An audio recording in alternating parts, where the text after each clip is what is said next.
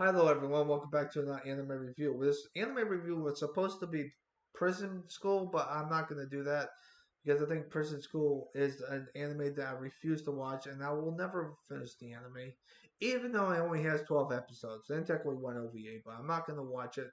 I think the Prison School is the first anime in my anime life career of watching anime that I'm not going to finish because I think it's too ridiculous and I don't like it. So it's probably like the only anime that I don't like. Even with freaking Flag, Pumpkin Scissors, and 91 Days, at least I finished those. But the anime review must go on, so I replaced it with this anime. So this anime is a really interesting one. So our main character gets the Beast Tamer main character treatment, where he goes into a party named Thunder. One of his Thunder, the party that's named Thunder, one of his childhood friends are there in the same party, and he acts like a total dick. They all act like dicks to him, except for one. I'll explain that one at the very end of the review. Okay, so it has like this fantasy type vibe where it feels like you're in a video game, but you're not technically, and it's just like what the fuck, man. So they have projectiles of how you get more jobs requested for your party is that you have to record or live stream it of this little bat that has an eyeball, and it shows a projectile to show to the whole entire world. It's like a fantasy style type of anime, but they have technology from the future, which baffles the fuck out of me. So our main character is fed up of the pay that he's getting from the party Thunder, so he decides to leave instead of getting banished, like beast tamers. However, he decides to join his three students, and the three students they don't explain how he became his students, but yeah. And they all fall in love with him, probably. That's what usually what happens. So you got a girl with red hair, which she has very good with swordplay. You've got a dark elf who's good at freaking bow and arrows and stuff. And then you've got a girl with blue hair who is a magic. She knows how to use magic. However, she's short, but she's the oldest and she's 20. So those are the three girls that start off with the party. They get two more, but I'll explain that later. So here we go. So they start doing their because they're a D rank event party, which by the way they call their party Clover, 4 leaf clover. That's why they call it Clover. So they join the party. They do a mission, and the mission that they do is pretty much a typical low-ranking missions until they get to until the until they fight some magic beast things, and then the rank goes up. He wants to get everyone rank up to A so that way they can go to a dungeon that he wants to go do, and they eventually do it. However, he requests one more party member, which is a scout, and the scout is the guild's desk person, whatever the hell, her daughter's friend apparently. She's a thief and a ninja. That's what I heard when I was watching it. But yeah, she's a thief and a ninja, so she can steal your shit and she can do it quietly because she's apparently a fucking ninja.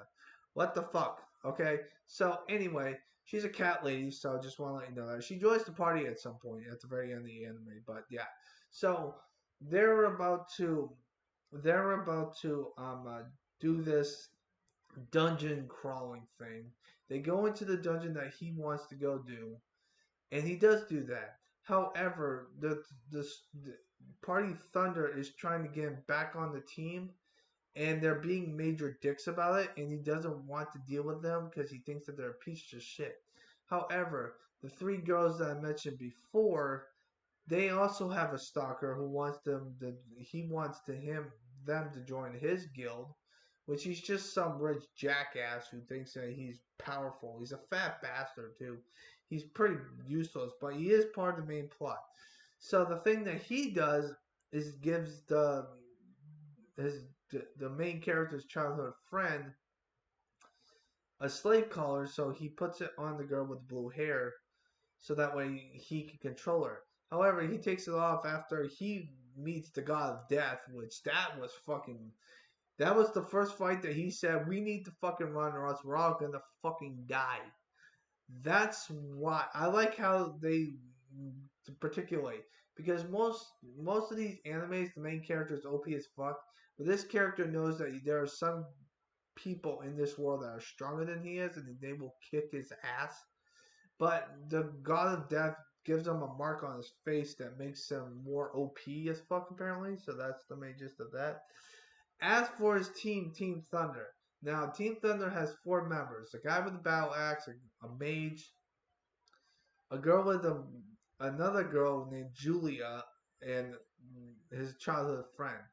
Julia is the only character that actually you have to care about because he eventually joins Team Clover at the very end of the anime because she helps them escape from a bunch of like goblins and ogres and stuff like that, while her three other teammates get slaughtered, which is baffling.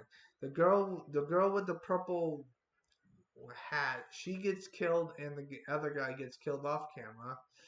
As for his childhood friend, he gets freaking he becomes immortal, so he decides to cast a spell that makes him torture himself to death, even though he can't die. So he's gonna be suffering for all eternity, which is the worst way to go. And then he saves Julia. Julia has her guild card revoked for a year because she did help them out because he because the main character's best friend was trying to make him join his party by blackmailing him, and while he blackmailed him he was gonna put the fat bastard of a jackass royal douchebag, he was gonna put the other three girls on his party. So it's like what the fuck. So that's what the main gist of that is. He did eventually because Julia saved all of his party members, and he wanted to save her, but he had to go back, and then that's what happened. So she eventually joins, but she can't join. She can't help them out immediately because her guild card's revoked for a year. She can reapply, so that's what she's gonna do. She's gonna join Clover at some point, hopefully. Now there are 10 episodes. Um, and to be frankly honest with you, I might give this one a 7 out of 10. I enjoyed everything of it. I thought what was it? The soundtrack was dope. I mean, there was music that was heavy metal for some reason. I don't know why, but that's what the main gist of it is. And that's what I'm going by. So I hope you guys have a nice positive day. Take care. And the next anime review will be Higurashi, which I'm doing the whole entire fucking series of Higurashi. Which it might take me a few days or a few months, maybe. I don't know. Because Higurashi's got 100 episodes, so bear with me on that. So I hope you guys have a nice positive day and always stay positive.